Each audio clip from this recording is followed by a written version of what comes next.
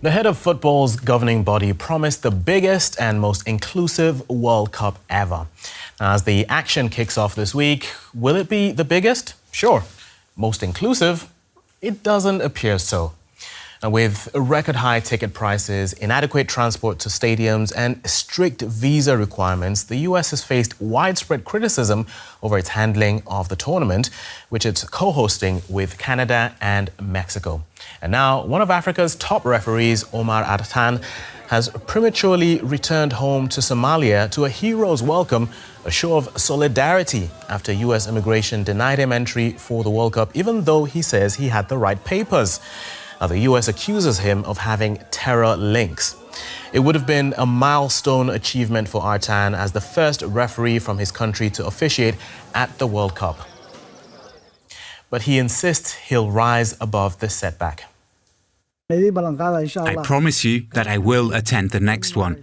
I want the Somali public to take comfort in this and remain confident. It is up to all of us to defend the Somali name. Somalia belongs to us, whether it is in a bad state or a good state.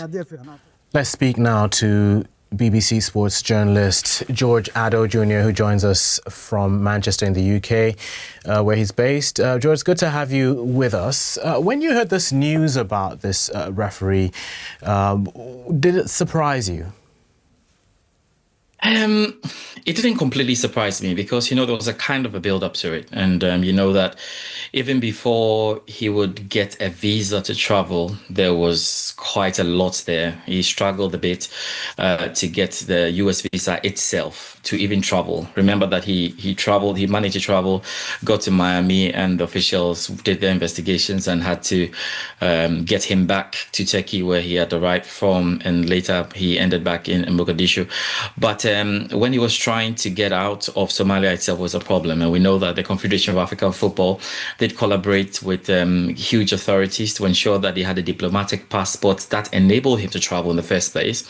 So right from the off, I suspected that there were going to be some issues. Also, if you look at the African countries or the countries that have been put on the US travel ban list, Somalia were part. So once it began struggling to get a visa to travel out of the country, there was a suspicion that this was going to be something to look out for. However, I thought that with his caliber and the fact that he is the current CAF best referee and the fact that he had the Confederation of African Football right behind him, at least in the first instance, things were going to be slightly different. But to our surprise, indeed, FIFA could not even help him in this situation. And that's where the surprise comes, and that's where you feel a bit sad for a Somalian referee who has worked his way up and has done so well in the past few years. Yeah, like you say, a rising star. FIFA themselves, don't you think they could have done better? I mean, they're the ones responsible for this tournament. So surely this is something they could have anticipated and done more to enable? Yes, I think that I think that FIFA should have been able to do something about the situation because of the caliber of the referee and everything that has gone on. But the first responsibility for me should have come from the Confederation of African Football. They have been absolutely quiet after helping me to get the diplomatic visa and everything. They have been very quiet. I thought that the Confederation of African Football will rather push the case very hard at FIFA. But as we have seen, it has been difficult for Confederation of African Football to really come hard at FIFA on these issues. And it borders as well on political lines because of perhaps how close the two presidents are and everything. So I think that he's been a bit let down here.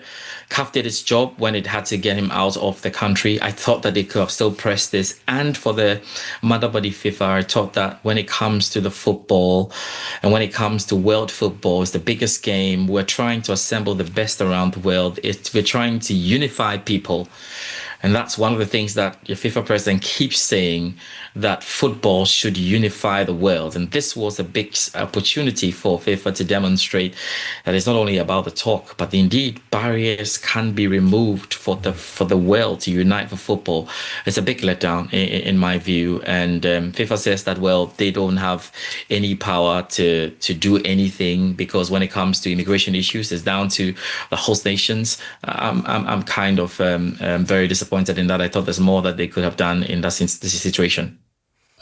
Yeah, I mean, it's not just about Omar Artan. I mean, we've heard that fans as well have been affected by similar issues. What have you heard? Yeah, bit surprising to me because journalists who have been accredited for the tournament have also been refused visas. Officials who will definitely have to be there to do some work at the tournament because of their teams have also been refused visas. So I think that the process is probably too stringent. It's probably too strict. It's almost placing impediments in the way for those who would come around and make the game what it is. And it's a bit sad to hear the stories. It's not that these people are bad people. An accredited journalist has been cleared by FIFA. All the checks have been done.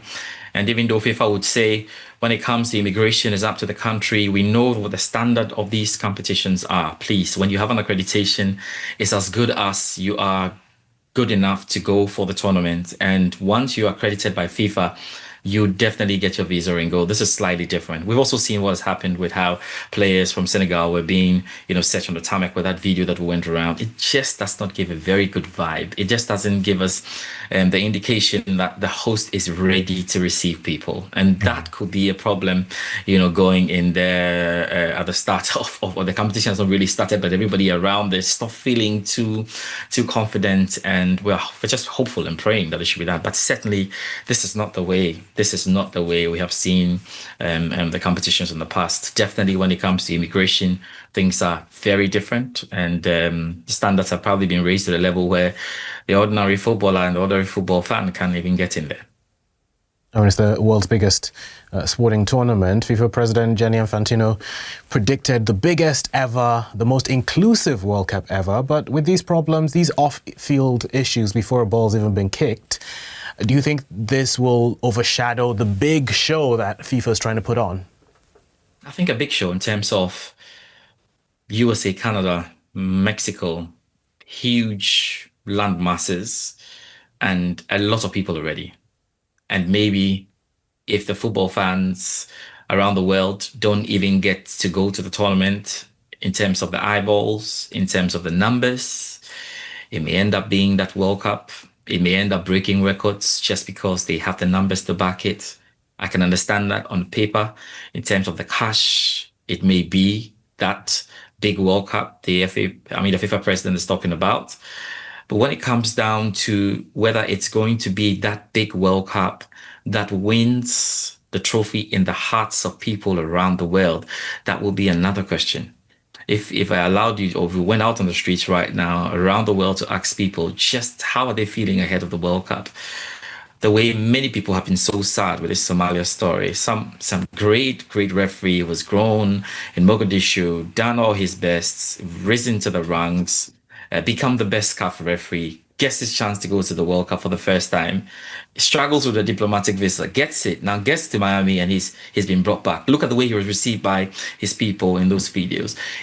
In the hearts of football fans, if they don't believe that it's a big World Cup, it's a loving World Cup, we will see a lot of things on television. But when it comes to the memories, these are already not good things. We're yet to see how the rest of the 48 days or 49 days, 39 actual playing days, and the rest of the days will go at the World Cup.